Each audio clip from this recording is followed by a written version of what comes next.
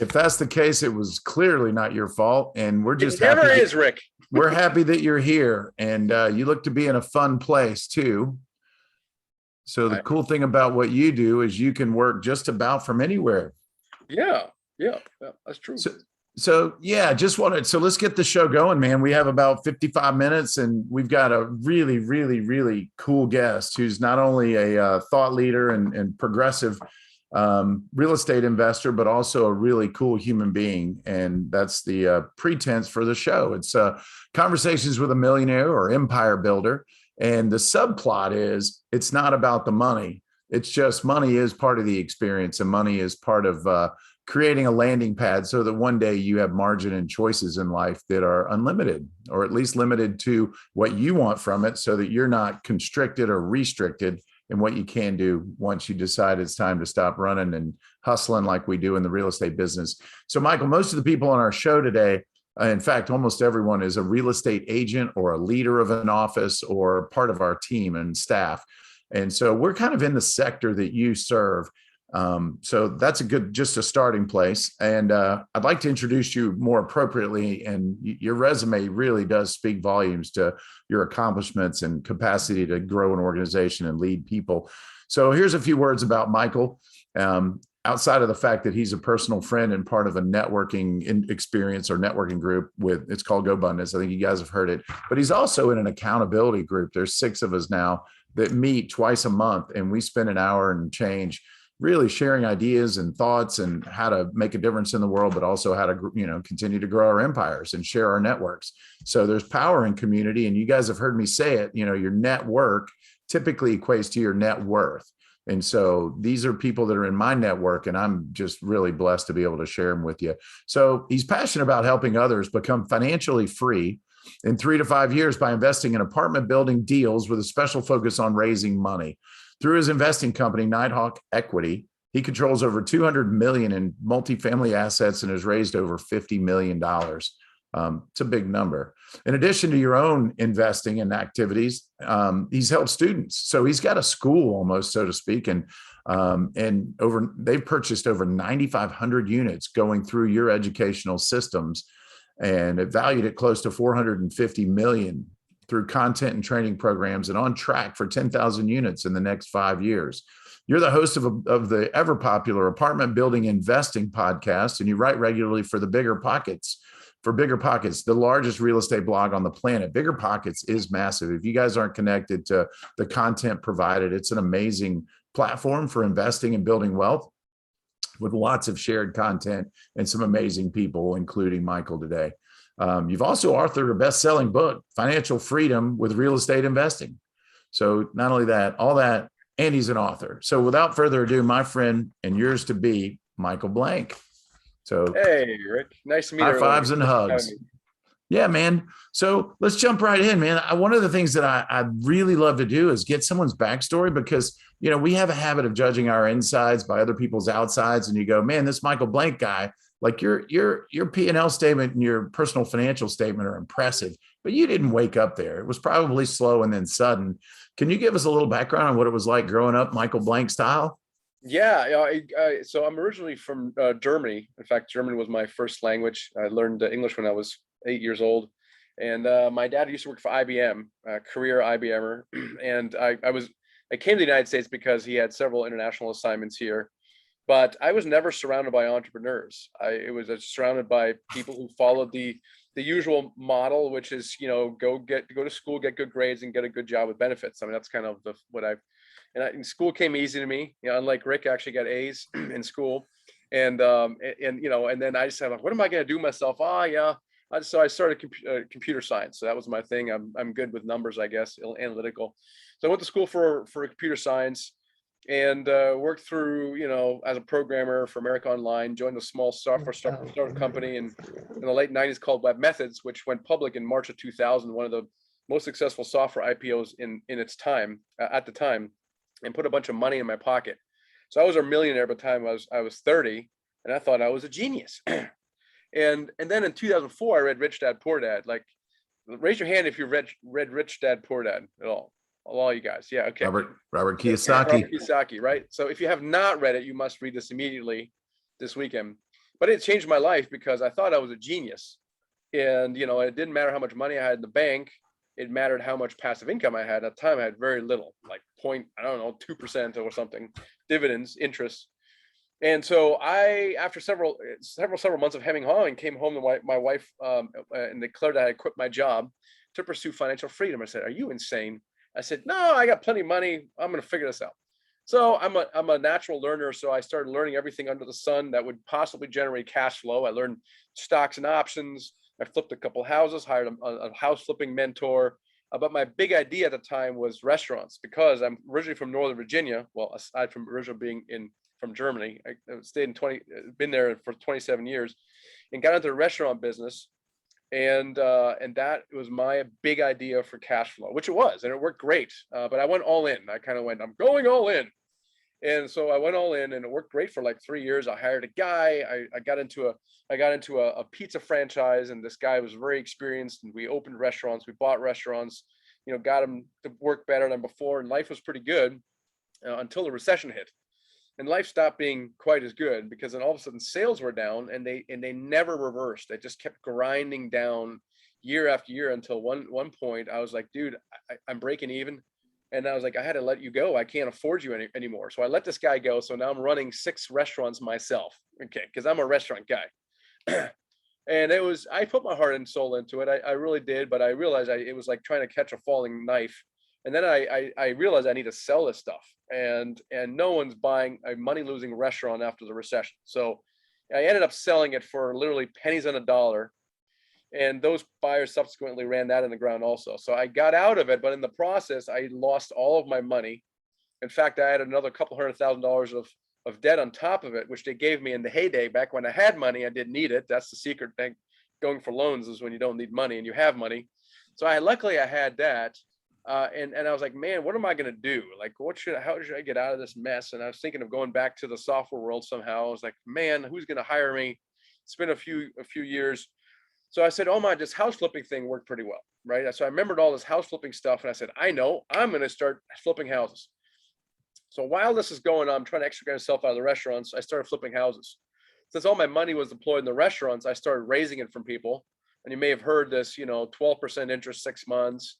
And it was surprisingly easy to raise money. So I started buying 2 houses a month on this, and we had a team set up, and we were buying in PG County, Maryland, and Washington, D.C., a little bit in Baltimore also. And it was great.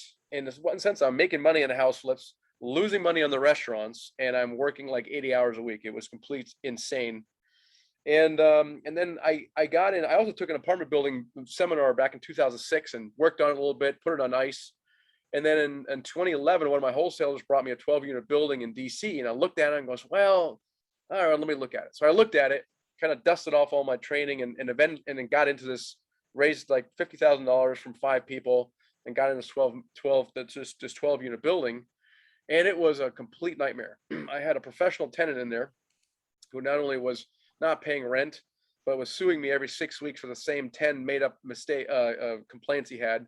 And he was calling compliance, and he knew what he was doing. Smart guy, anyway, made my complete nightmare. Finally, I fixed that after about 18 months of not making any money whatsoever, almost losing all my renovation money on this guy. And then that kind of, became stable, and I'm flipping on my houses, and I kind of lost interest in the apartment building. And one day I was like, my gosh, I woke up. I was like, what am I doing right now? I started getting out of the restaurants a little bit. And I was like, this is not financial freedom at all.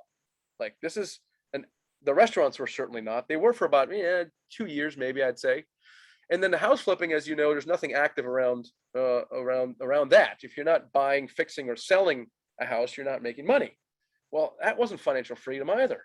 So I was like, meanwhile, I was looking at this apartment building, sending me like $1,000 a month, kind of like mailbox money. I was like, wait a minute, I should do more of that and less of this. And that's kind of when I shifted my focus. And people were at the time were asking me, well, how do you analyze apartment buildings? How did you raise the money for them? And so that's when I reached out to Brandon Turner, and I was like, hey, I'm a multifamily expert. I'd like to write for the bigger pockets. I had like 112 unit at the time. And he goes, sure, but you got to write weekly. So I wrote 161 articles for the bigger pockets. So hold on for a second. Hold on. Let's back up that because not everybody understands what bigger pockets. Maybe explain what it is and what their purpose is, and then who Brandon Turner is for fun. Sorry, yeah, Brand Attorney was basically the face of Bigger Pockets. They have about 2.5 million members, all who are interested in real estate investing of some sort. So if you want real estate investing and you type anything around real estate investing, Bigger Pockets will be on page one for sure. Whether you want to wholesale or you want to flip or you want to hold or various other things or even apartments, that's kind of where you go, and you have amazing blogs, YouTube videos, literally top 20 podcasts is a Bigger Pockets podcast. So now you've got one 12-unit complex in DC. You've done a lot of flipping, which, we could talk about that. Most realtors understand the nature of flipping, and we've helped flippers and investors and and we probably, hopefully everyone here has at least done one and kind of knows what that experience is like. What possessed you again to call you? I think it was a cash flow opportunity. You wanted to create awareness around what you were doing. So what was the mindset? I decided that my calling in life was not to go crawl back to the software space, but to share with people my journey to financial freedom, which some stuff has worked, some did not work. And there was a lot of interest, like I said, around apartment buildings. And I got the sneaking suspicion that that was a ticket to financial freedom. And so that's why I shifted. But what I didn't realize is, and I only realized this until, when I started my podcast and wrote my book, is that it was the same formula over and over again with other people. Most people read Rich Dad Poor Dad, go, this is great. I'm going to go flip a house. I'm going to go buy a house. I'm going to do something related to single family house investing. And they do this for a number of years and they go, oh, it's too much work. I can't scale it. I'm actually never going to quit my job in my lifetime. And then they go, what should I do? Oh, I know, I'll buy a small apartment building. And within 1 year, they're out of their job. This was a pattern happening over and over and over again, which is my conclusion was that the fastest way to financial freedom is with apartment buildings. And what was surprising in the process was you don't need experience and you don't need money. And those are the two main reasons when I say, hey, apartment buildings are your ticket out. They're like, that's great, Michael, but I don't have any experience. I don't have any money. And that was like the number one main objection. And the people were trying to address that is, well, let me buy 5 rental properties or 10 properties, and I'll take the experience and the money I make, and I will graduate to apartments. It's not a bad plan. It's just unnecessary. We're teaching people how to overcome both of those in 90 days of how you can overcome your apparent lack of experience so that brokers take you seriously, and how you can raise money from people without begging them for it. Like it's just an education thing. So we're getting a lot more people skipping the house flipping side entirely, going right in apartments. And even those people, really, they quit their job within 1 to 2 years. Now in my book, I say 3 to 5, but it's actually not true. The 80% of them doing within 12 months, and then the slow learners do it in 2 years. So you're on a 2-year retirement path.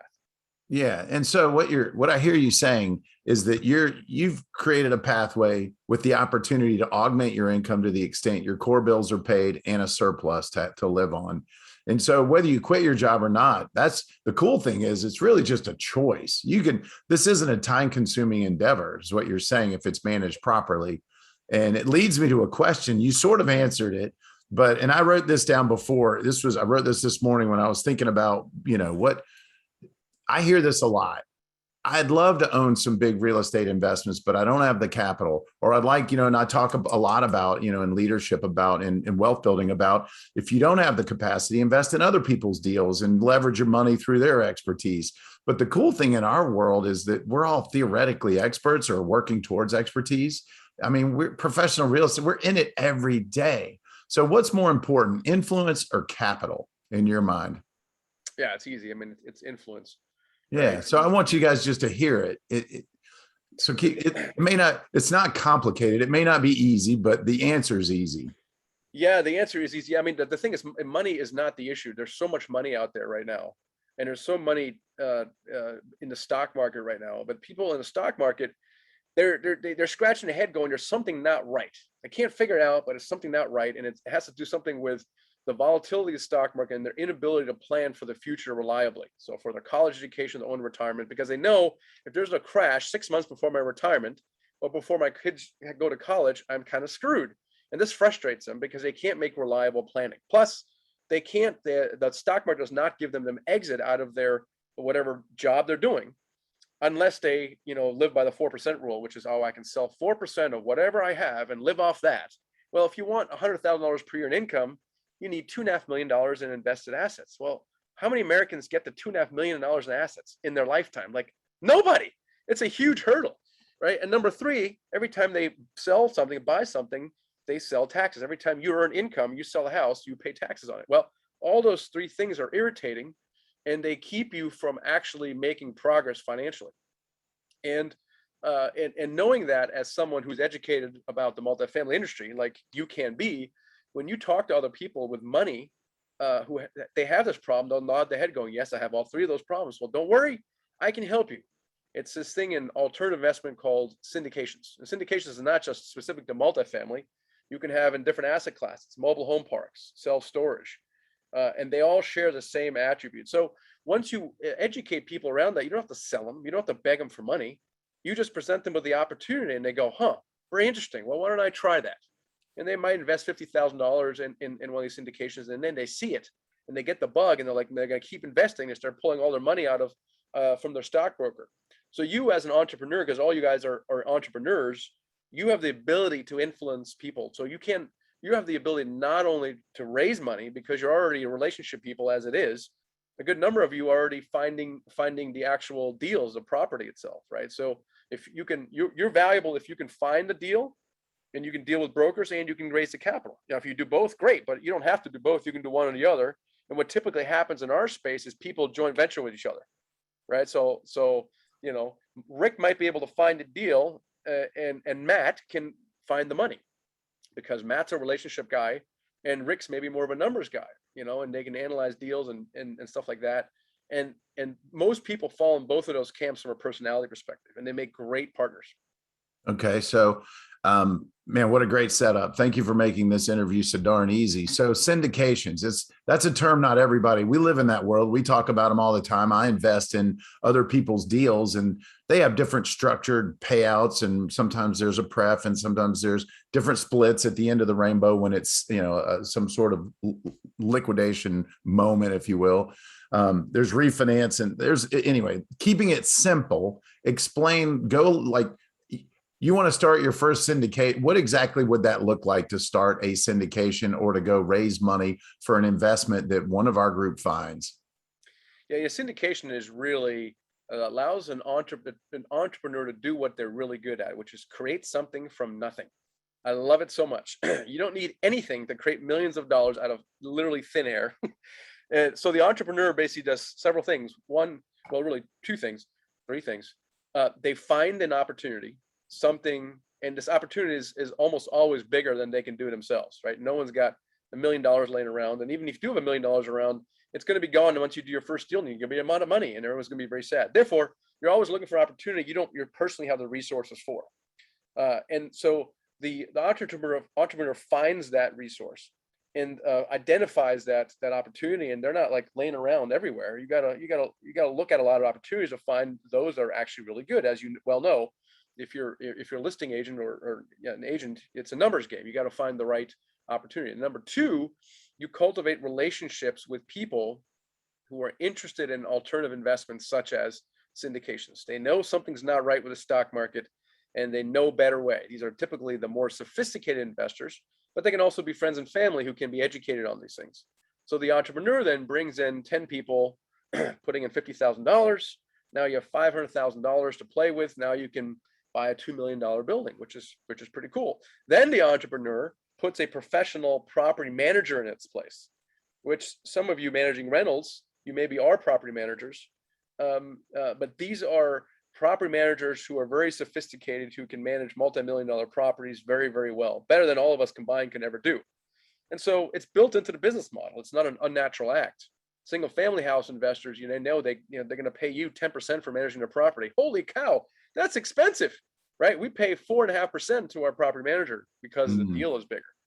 So and they put in professional management. So now you have the deal, you got the investors, and you got the management, and you sit back and count the passive income, right? I'm oversimplifying it, but the point is You may not even have any of your own money in this deal. The way you get paid is through acquisition fee at closing. You pay yourself 3%. Imagine paying yourself not a brokerage commission, but a fee for putting the deal together. Which if you're doing a $2 million deal, it's a $60,000 fee you get paid. It's not a brokerage. You don't have to be licensed for this. It's just something that you do. Then you get paid an asset management fee for overseeing the asset, typically 1.5% of any income or rent you collect. So that's every single month this comes in. And then you own 20 to 30 to 40% of the deal for putting the syndication together. Call it sweat equity or carried interest, whatever you want to call it. You as a syndicator, without putting your own money in, owns a good chunk of the entire building, 20, 30, 40% of the building. And therefore, you're entitled to profit distributions as you make them, also your share of the profits. So you put it all together, and I did the spreadsheet on this, Rick. The rule of thumb, let's say you want $10,000 per month in income. Let's say, hey, this is a great number. The simple formula is that you just got to buy $2 million worth of syndicated real estate every year. If you do that, you're going to have $10,000 of income pretty rapidly. In the beginning, it's primarily through acquisition fees. And then at the end, it's going to be distributions as your cash flow goes up. And then it'll be profit when you exit something in 5 years. You layer all that stuff together. If you syndicate $2 million worth of real estate every year, you're going to make about $10,000 a month, which explains why I don't need to do 10 deals to quit my job. I need like 2 of them. One or two, because that $60,000 acquisition fee gives me a runway. My burn rate is $10,000 a month. I got 6 months of runway. Well, if I have 6 months of runway and I have a pipeline, I could quit my job and just focus on it full time and accelerate that even further. This is why using this vehicle of multifamily syndications it gets the results so quickly. Yeah. And the goal, I mean, obviously these are all, when you create a pro forma, and maybe before we're done, you can pop up your deck or, on the deal you've got going that we saw today, in fact, in Lawrenceville, just to give them an idea of what it would look like to promote your opportunity. But it's all transparent. Like all of these figures are baked into your expected or hopeful ROI and your offering to investors. Yeah. And here's the thing I want to say, and it's a good point. I don't want to talk to you guys out of quitting your job, because Rick wouldn't be very happy with that. What it does is it gives you options. Not everybody who does apartment buildings quits their jobs at all. But it does give you options. And if you have a good thing going, one of the things that Rick and a lot of you guys is probably very good at is creating systems so you can delegate, so other people are actually operating the business on your behalf. It's not like, and therefore you still have an income stream that's almost automated. Now you're creating a second income stream, right? And when you have that going, you could take a third income stream, right? You're basically creating multiple streams of income. And that, of course, gives you options. And there's no flaw. Thanks, Michael. There's no flaw in owning single family homes either. I think David Osborne has I don't even know, maybe 100 of them around the country. A deal's a deal's a deal if the numbers work. The challenge, to Michael's point, though, is you don't get the economies of scale and the discounts and managing and oversight with one unit, here and one over there. You end up investing more time and energy trying to keep up with it. And to Michael's point as well, you could certainly create a fund or an investment opportunity for multiple people in single family as well. But it's just you lose the economies of scale. And over time, 2 things happen. One, you pay down whatever debt load you have. Secondarily, the hope and goal is that it appreciates over time. And those 2 combined, when you multiply it a few times over, that really does lead to a path of wealth when, you exit. And you also mentioned that at some point, everyone puts their money in. You've got a 6-year horizon potentially on the expected hold for an apartment complex. Somewhere around year 3, it might be conceivable that you'd refinance, cash out, give everybody back 70 or 80% of their money. Now the returns are almost infinite, because if you were originally looking at they call IRRs, the internal rate, which is really reflected in the amount of cash in. If you're getting a 15%, now you might be getting an 80%, and it's just straight profit. And so there's really almost no reason to sell unless you needed the liquidity. Am I right? How do you analyze that decision? Like, how long do you hold it? How do you promote that? Well, it's different things. One is investors, they want the one major disadvantage of a syndication is that it ties up the investor's money for 5 years, right? That's the only thing they can't do is they can't call you up and go, hey, Rick, you know what? Did I say 5 years? I need the money now. Can you just send me the money back? You're like, no, it's kind of like gone. Like it's deployed in this building. I can't get you the money back. So in other words, you're illiquid. Therefore, you need to have liquidity events in there. One of them is a refinance. We build so much value in the first 3 years of these buildings. These are all what's called value add opportunities. It's kind of like you're flipping a house, except that you're not selling it. You're renovating it, getting the rents up. You're raising up the value of the building, and then you're refinancing at a higher valuation. Therefore, you're returning the money back to investors, and then you may hold on to it as well. So the majority of the value is created in the first 3 years. So you get a cash out refinance at a higher valuation, repay the investors, and then you hold on to it. Now, theoretically, if the investors get almost all or all of their money back, they don't really care anymore. They're like, well, shoot, keep the building and keep sending me, equity checks. I don't care. Do that for 20 years. My money is already off the table. The risk is off the table. And more interestingly, I can invest it again in another deal and get return on that money, which is really return. It's like called a velocity money. Take the same $100,000 and invest in an opportunity. Every 3 years, you get it back and invest the same money again and again. Like your cash on cash starts becoming like 30%, 40, 50% of the same money that you've turned over like 10 years. It's crazy. So that's the typical model that we have, is get these value add deal, do a cash out refinance, and then hold it.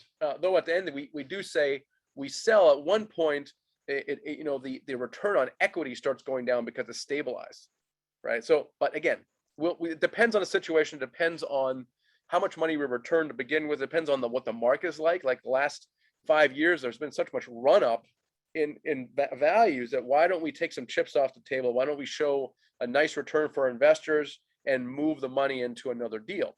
But if the run up's not as hefty, where else can you get a 10% cash on cash return? Why not just hold on to it? So it depends a little bit. Right. And you're also soliciting money from investors who are thinking long term. This is the extra money that, a seasoned professional and it's either going to go in the stock market or bonds or some other, safe haven that's probably not going to be tied to a return that you could, quantifiably predict, and hedged in real estate.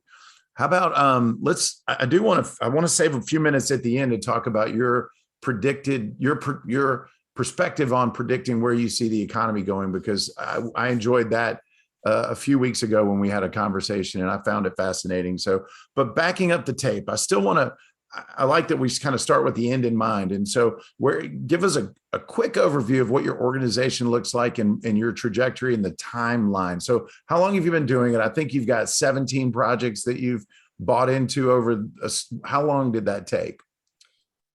I would say the bulk of the growth that we've had happened over the last 3 years. So 17 communities. What does your organization look like today?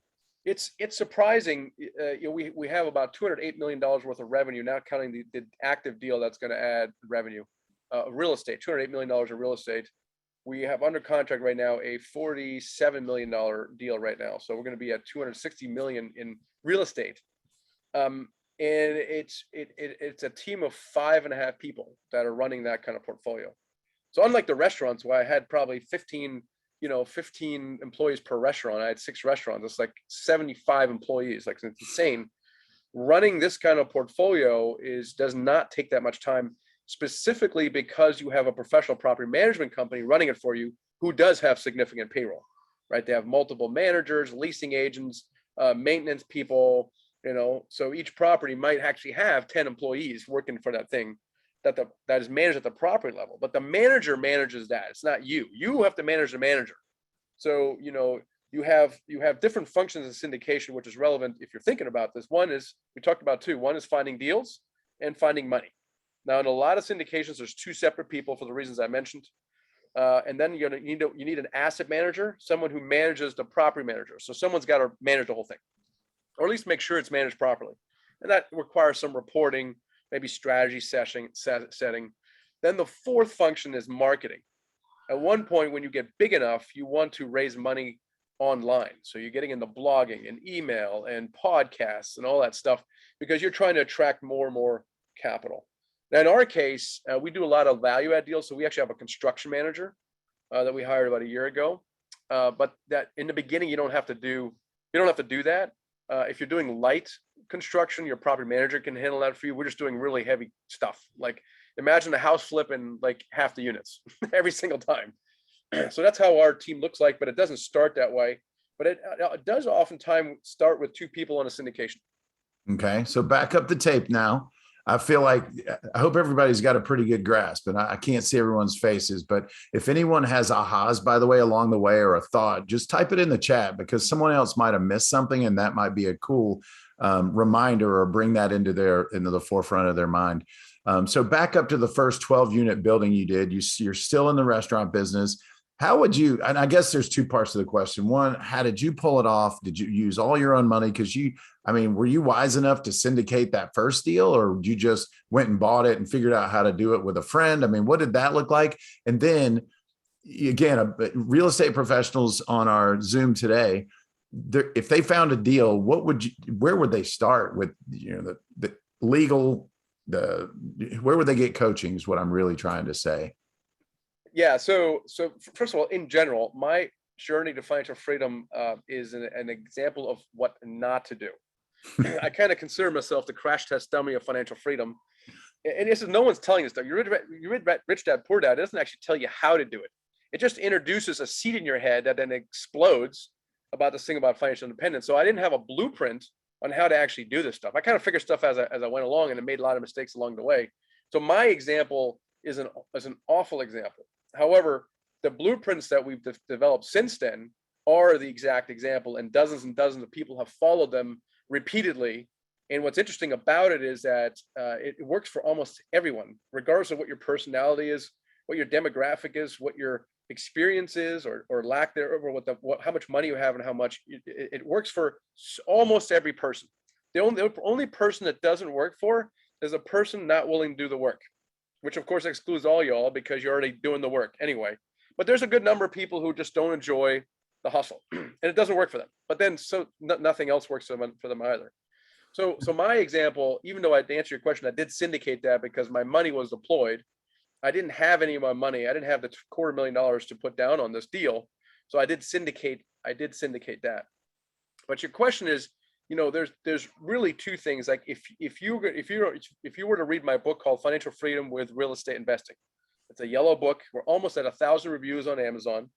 If you were to read that book, you will see that you can add value in two ways: finding deals and raising capital. Regardless of which route you go, you should probably know something about the other one, because in the beginning it probably is just you. So typically you will learn how to find deals, how to analyze deals, how to talk to brokers, and how to talk to investors and get them. Ideally, they come together. You're off and you're looking at deals, you're making offers, analyzing deals, and you're talking to investors. So sometime down the road, 3-4 months, you actually find a really good deal, but you already have 5 guys lined up who are willing to invest with you if you found an actual good deal, and you put them together and everyone's happy as a clam. Sometimes the timing doesn't work out as much. Sometimes, for example, you could find a deal and it's a great deal, but you don't have the money for it. Well, who can you call, right? Who can you call? I got Cody Davis, my 21-year-old prodigy, who started investing. He was a broker just like you guys, an agent at 19. That's his foray. He read Rich Dad, Poor Dad, and got into real estate, thinking that's the way you do it, and nothing wrong with it. He got lucky and worked with a broker who was also an investor. So he goes, Cody, yes, you got to learn how to sell a house and how to help people buy houses, but you should also learn how to invest. And that's what he did. He started investing. And at 19-year-old, you have, of course, no experience, and and he didn't have a rich uncle. So what he did is he just hustled. He got seller financing for a 12-unit deal.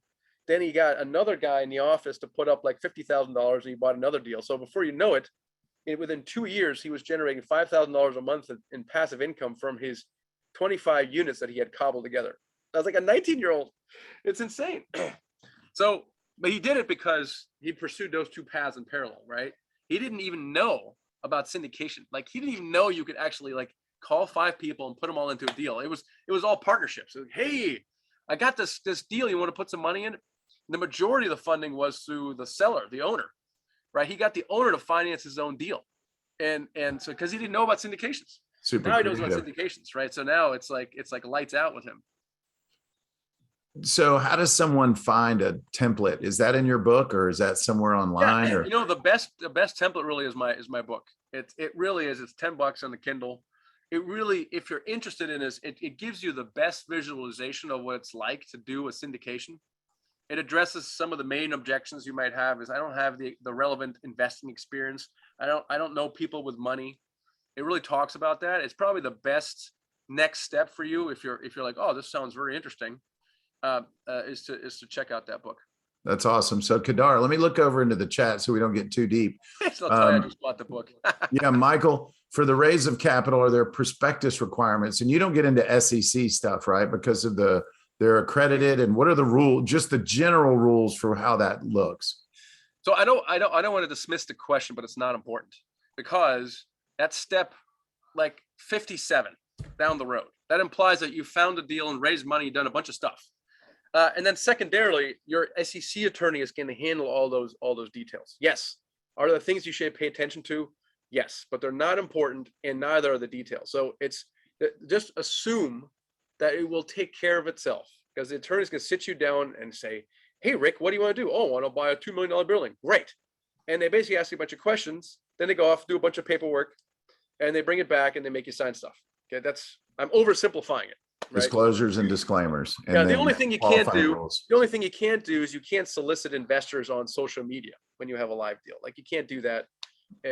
But in the beginning, you're not going to do it anyway, because you're going to be raising money. You're going to be taught to raise money through people you already know. That's how 99% of investors get started. Is they get started with your sphere of influence, and therefore, by sheer practicality, you're not going to put up a billboard on the interstate to solicit investors, because that's very, very sophisticated. So, in other words, don't worry about it. Cool. Good answer, but also hire professionals who are good at what they do to keep you out of trouble. It's definitely a team approach. Unlike house flipping, which was not a team approach, this is 100% a team sport. Not only are you potentially partner with someone, but you're going to have a professional manager already on board. We talked about that. You're going to have a professional attorney, or we already just talked about that. And you're going to have a lender, a professional commercial lender. And you already, by default, you're going to have a team in place. And it makes it more fun. It gives you a lot more credibility that you think you might not have right now is by simply aligning yourself with a team. Imagine coming to a broker. You hired a great property manager in Atlanta. They manage 5,000 units. You have an awesome lender behind you and an SEC attorney, and you call up a broker going, hey, I'm working with so-and-so, managing 5,000 units. I got my team on board. And now no one cares about how much experience you have. Irrelevant, because you're not talking about you, you're talking about your team. And this is an example of how you can overcome your apparent lack of experience simply by building the right team, which doesn't take years to do. It takes a few weeks. Well, you're not talking a lot of people either. That's and right. So let's talk real quick. One other question Kadar asked about. So you get a fee, a couple of different points of interest. One, you get some sweat equity, a version of that. You called it something different, but that's all right. And then you get an acquisition fee at closing for having put the deal together. Those aren't licensed. That's not you don't have to be licensed. That just has to be disclosed. Oh, it's disclosed. Yeah. And yeah. An interesting thing about it, I know you guys are all agents and you're used to getting paid commissions. In the commercial world, it's a little different. So commercial brokers don't like to share their commission with a buying broker. In fact, buying brokers don't actually exist in the commercial world. And anyone who says they're buying brokers is probably lying or not really one, or a combination of both. Therefore, if you pursue $1 million or $2 million commercial fee, and you're like, yeah, but I want to get paid. Yeah, they're going to put your offer on the bottom of the stack. It's just not done. They like to get paid the whole thing. But on the other hand, they don't get paid 6% either. They might get paid 2.5% on a deal, which is okay. Now, you can still get paid on smaller deals that are not listed by commercial brokers. They're probably listed by residential brokers, and they're used to doing that. I'm just saying, once you get into the bigger world, don't think or insist that you should get paid as a broker. In fact, hardly anyone I know in this world is actually a licensed broker. So, but that's okay. It's totally fine. You make up for it by these acquisition fees. That's right. So it's typically 3% of the purchase price that you get paid at closing, and you do not have to be licensed for that. So you, in essence, do get paid. You're just not taking it from the listing agent. You get paid. The listing broker loves the idea of getting the perception of both sides, which sounds like a common reality with bigger deals anyway. Yeah. And at the end of the day, you just need the numbers to work so that the syndication pays the way you commit and promise and spins off the passive nature of what we're doing. So that's awesome. So let's see. I'm checking my questions, see if there's any other. So that does an attorney handle agreements between you and the investors? Yes, yes, they typically create the entity. They will then create the operating agreement, and that governs how decisions are made, how profits are split. And then all that stuff is rolled into something called the private placement memorandum, which is the required disclosures that basically discloses everything about the deal, including the operating agreement, possible tax consequences, all the risks, everything about the operators. It's a really boring 75-page document that they all create. But it's fairly boilerplate for them, but you just want a legal arm behind it to make sure it's done properly. And it's Yeah. also amended to any uniqueness of your deal. You know, it's, Yeah. you have to have an offering and a Yeah. subscription agreement and then operating agreement. Yeah, and you build all of these fees into your underwriting, right? It's not like you're charging your investors. It's all built into, the overall return, right? These are all expenses like anything else. You build them in, and if the return still works for the investors, you move forward with the deal. If the returns don't work for the investors, maybe because your fees are too high, well, maybe you shouldn't be doing the deal, right? But the deal always works for the investors first. And then do you get paid along the way? Yes, you do. But the primary driver is the returns for the investors. Cool. So here's a question. What do you look for in building a team? And obviously you mentioned the two arms and the expertise being more of a high C money person, data, loves exactness. And then you've got the people person that's magnetic and a salesperson, in essence, charismatic. Anything else to add to that? Well, Keller Williams is one of the best team builders I know based on what I learned through you. I mean, your processes of how you acquire talent, how you interview them, how you train them, how you retain them. You probably can answer that question better than I can. Like in evaluating a person, what do you look for in that person, right? Are they aligned in your values? Are they competent? I think you got a better position to probably qualify people than I am. You just got to fill the slots, right? Yeah, that's You thoughtful. got to know, okay, I know the two main roles in a syndication. I'm going to fill both of them. Or, you know what? I'm a relationship person. I'm going to go hunt the capital, and I'm going to align myself with a numbers person who's just going to be my deal finder. Okay, so what are the slots? Where am I going to be in? And then you need the two main professionals, which is your property manager and your lender. You need both of them, not just to buy a deal, but to analyze, to get into a deal, right? Because if you don't know what the loan terms are going to be, how are you going to do your underwriting, right? If you don't know what they are, or you don't know what the liquidity requirements are for you to qualify. Well, maybe I need to bring on a third partner now. I need a net worth of like $1 zillion, which I don't have. So you need a lender. And then you need a proper manager, because the proper manager is not just going to manage it once you close it. They're going to help you evaluate the deal, because you're going to say, my gosh, well, the rents are $150 under market. Well, how do you know? You're not from Boise, Idaho, where you're buying a deal. You're from Atlanta. Okay. What do you know? Well, you need to rely on someone who knows these things, who makes it their business to know these things, because they're managing property in, let's say, Boise, Idaho. They can also help you estimate the construction cost. Oh my gosh, this needs some work. You need a roof, driveway. Well, we do all those things. I can tell you what this costs. So you need those people on your team, right? So those two at a minimum, you need on your team, and you can do a lot of stuff with just that team. Should you have a bookkeeper on your team? Sure. Should you have your SEC attorney on your team at one point? Yes, but it's not really relevant until you start getting real deal flow. But why talk to an SEC attorney when you don't have a lot of deal flow? So identify the slots, and then use your awesome system to evaluate people that you find through networking, which you're already used to doing, right? Get out there and meet people that are in the space. You meet them online in various online communities. We have online communities. You meet them at live events where people hang out in whatever asset class you want to go into, and that's where the magic happens. Cool. Deb Blue asked, are you talking institutional lender or private lender, like offline or through banks and banking resources? Yeah. So in the commercial world, these are all, I don't know, let's call them institutional lenders. These are not private lenders like you might consider Like angel hard money funds or- hard money lenders like that. These are not hard money lenders, though I'm sure there are hard money lenders, but it's very unusual. You're dealing typically, if you're dealing with loan balances of $1 million or above, which I recommend, it opens up your pool of lenders to government-backed lenders like Fannie and Freddie, a variety of bridge lenders. If you're sub $1 million, you're dealing with typically regional banks at that point. The key is not to cobble together necessarily different lenders. The key is to find one really good broker. Okay, one really good broker who has access to a variety of different loan products, sub 1 million, over 1 million, government-backed, bridge lenders, And then within them, they have multiple lenders for a particular product, right? So if you have a bridge loan, and a bridge loan, think of it a little bit more like a hard money loan, construction loan, let's say, because the asset is maybe, not occupied for more than 90%, so it requires a bridge loan. And so you want multiple term sheets, what's called term sheets from a bridge loan lenders, right? And a good broker has multiple lenders in that particular loan product in that size in that area. And they should be able to present you with 2 or 3 term sheets, and you can pick the best one. So I love it. So really really need one good broker. It's just a matter of networking with them and then, getting to know them, understanding what they do, what they don't do, what their track record is. It's just like with anything, just like you're interviewing a proper manager, finding the right person for the right property with the right track record and, the right philosophy, I guess. So when you're buying a product, let's say an apartment community, there's the actual cost of the initial purchase, then there's the construction, renovation, and there's the value add piece. Makes sense to me too, to buy them. An A+ property, you're going to pay a massive premium and lose a lot of that equity you'll gain by simply improving and raising rents. So that gap may be the difference in why you choose a property. You add those together, that's the total capital required, the renovation money plus the acquisition.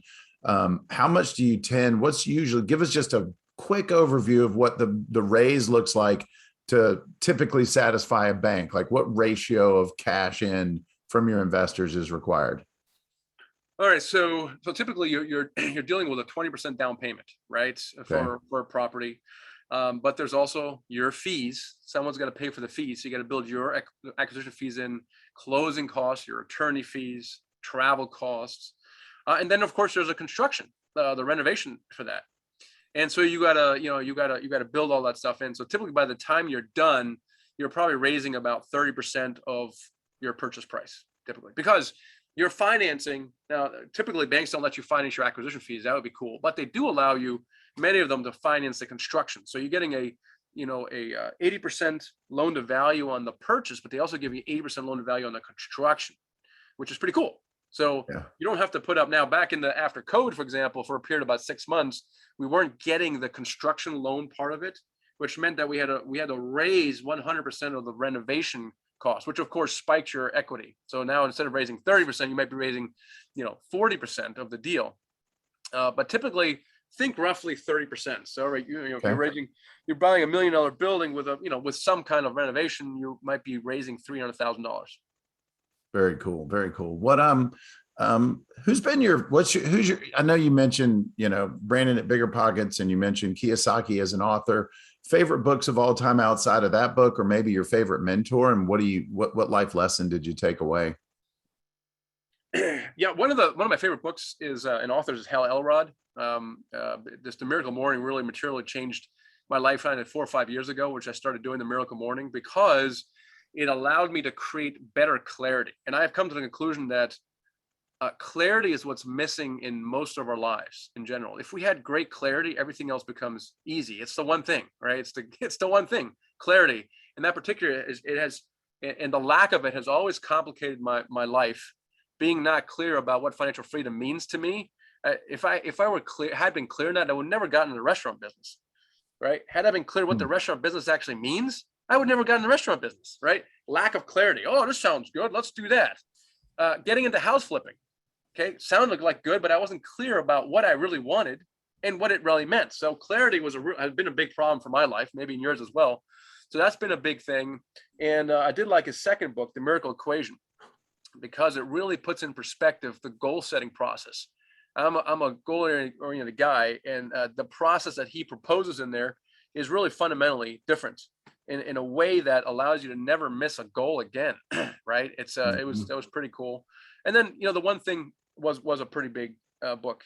When I read it 3 years ago, that was right. All you guys already read that book.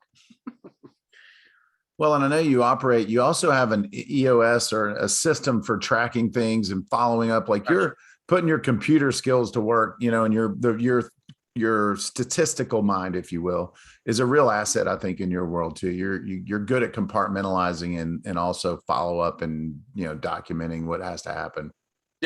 Yeah, I've always done it, but EOS kind of helps that. EOS is a system for running companies that are growing very quickly. So Yep.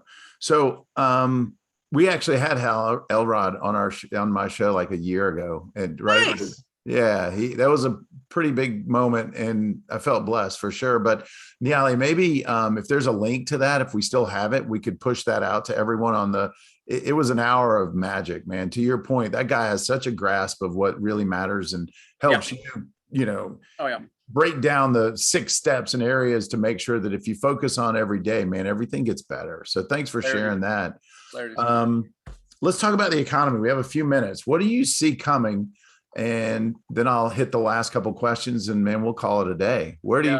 What are the key indices or the triggers that you think could push us left or right? And there's so much conversation about inflation and spending, government spending, and there's just there's a big conversation. What's your take? Well, I mean, look, house prices have been going up, rents have been going up, commercial real estate have been going up, and people are like, man, we must be in some kind of bubble, and it feels that way. However, it's very different than it was back in 2007, when it felt the same way, but the fundamentals were completely different, right? And so I think that's the main difference that we're in a completely different environment than we were. So the bottom line is, I think prices are going to continue going up for 3 reasons. One, interest rates are going to stay low. But typically, if interest rates start going, as you know, it puts pressure on affordability, and then house prices are going to start going down. I don't think interest rates are going anywhere for the next 2 years. So even the Fed has said, well, 2022, we're not touching it. And then 2023, we might poke at it a couple times, right? Okay, so maybe it's going up a half a point in 2023. But here's the problem, okay? The Fed's got a problem, so we're in an inflationary environment, okay, which of course the Fed created, but be that as it may, the way you control inflation, the Fed, the way it does it is by increasing interest rates to get inflation under control. Okay, great. But in a single increase in interest rates, it makes, what is it? It makes the debt service so high that's the same as Medicaid that we're paying, right? 2% higher than all of we're paying Medicare, and a full 3% would make it bigger than all defense spending that we have right now. Just 3% higher, which is kind of where we came from like 3 years ago. They can never go back because our debt now is 28 trillion. Our debt service is so freaking high that even a single percent in increase would start getting us into a serious default situation. Therefore, I think the Fed is hamstringed by increasing interest rates, even if they wanted to. Now they have, so the next 2 years, I think we're flat. Now what happens after that? Like I'm saying, theoretically, interest rates would have to go up. I think they're limited to do that. At the end of the day, I don't really care too much, because if we think interest rates are going to go up, we're just going to change the way we underwrite our deals. So yes, so we're going to pay more for a loan. Okay, well, then it's going to go into our underwriting. So low interest rates. Number 2, as you guys know, we're in a major housing shortage. We've been in a major housing shortage for the last 10 years. Now it's even gotten worse because the construction costs have been driven up through COVID. So now it's even more expensive to build a house, more expensive to build an apartment building. Therefore, we can't, and builders are starting to pull back because of this, but nowhere near the supply that we need in housing. Therefore, there's going to be less housing available to an ever-increasing number of people who are looking for affordable housing. So you can't build affordable housing. You can build at maybe $120,000 a unit in an apartment building, but I can buy stuff at $75,000 a unit in great parts of our country. Therefore, you can't build affordable housing. Nationally, this is a problem. Now, regionally, it's even a bigger problem, because areas like Atlanta or Huntsville or Texas, the entire country, Phoenix, is moving into those areas. Mm-hmm. So this is now compounded, where half the country is moving into the other half of the country, and you can't build more housing. Therefore, you have a steady supply, possibly declining, and an increased demand. Therefore, of course, fueling a supply shortage, and people are willing to pay for that. Now we have the COVID, subsidies, where actually people's income went up this year. Income went up. They actually have more to pay for housing, and they have. This is why people didn't default on their houses and their rents during COVID, because they chose to use their money not to go to the gym or to travel, but to pay their housing. The one thing security they control, they pay for the housing, and they're paying for it. Right. So we have this huge demand that's been like that for the last 10 years. And now it's only gotten worse, and it's not going to get any better. Right. And then we layer inflation over, the happy inflation over on top of that, right? Caused by our US government and possibly COVID, where just costs are up. I mean, everybody sees it, costs are up. And, the government claims that it's transitory, meaning it'll be gone in like 6 months and it'll go back to normal. I don't think so. I don't think so. But at the end of the day, I don't really care, because all of this is driving up housing prices. All this is driving up rents. And in our world, when rents go up, values go up. In fact, over the last 10 months, our rents in Atlanta have gone up by 10%, literally. But we only discovered this like 3 months ago, where we started hiking up rents. We're like, wow, we're getting these rents. We're getting rents we didn't project for 3 years. Let's ask another $50. We get that. And it's 10% higher than this time last year. It's insane, right? It's a combination of all these things, Atlanta being one of those hotspots, of course. And so at the end of the day, I don't really care, because inflation drives up my rents and drives up my buildings. Therefore, I think prices are going up, both on residential houses and on multifamily. Man, that's awesome. I appreciate that feedback. And it's inspiring to be in real estate, knowing that there's at least a potential that we hold our ground. Like, I realize a shift's going to happen. It's inevitable. They all do. But I agree with you in that I don't think it looks like it did in 2007, 8, 9, when it started to really ratchet up. The lending guidelines are so strict and hard. I was talking to, in fact, it was Jason on our call today about how forensic his loan process has become. And that's good news for everybody, that they're vetting and trying to play it a little safer.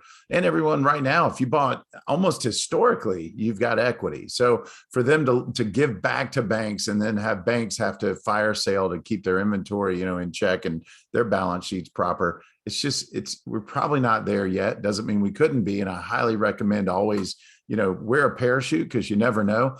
But my humble opinion, Michael, is you've clearly laid out how real estate investing could and will be a parachute. And if the economy softens, that just means more renters and fewer people capable of purchasing. So supply and demand continue to favor you. And then when you overlay the geographic attractiveness of the Southeast and where we sit, I feel like it's about as safe a play as it gets, and real estate withstands downturns better than just about any other asset class. Any parting thoughts? We're down to the wire, man. This has been an incredible hour, in my humble opinion. Well, I think the plea to you guys is you're really good at finding listings and selling houses. I really strongly encourage you guys to make the transition to the investing side, because you're already like 70% in it. I don't understand why every single agent on earth is not an investor. And the truth of it is that only the very, very small minority of agents are investors. I don't know why.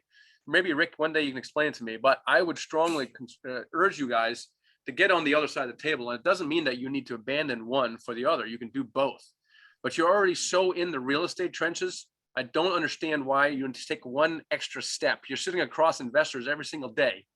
I don't know you guys, so I'm sorry if I'm pissing you off right now, but truth is true. You need to figure out how to get to that other side, because you've already done the hard work. You already understand real estate. You're relationship people. You're salespeople. You understand the numbers game. Like all the things that are hard for an engineer to learn when they get in this business, you already have. All you got to do is put a little education in your head. Okay, so I don't want to sell you anything, but maybe you can read my book, and that could inspire you to take maybe a next step and start maybe looking for a small apartment building, and finding some other people to invest in it, do things together. So that's my final words to you guys. Yeah.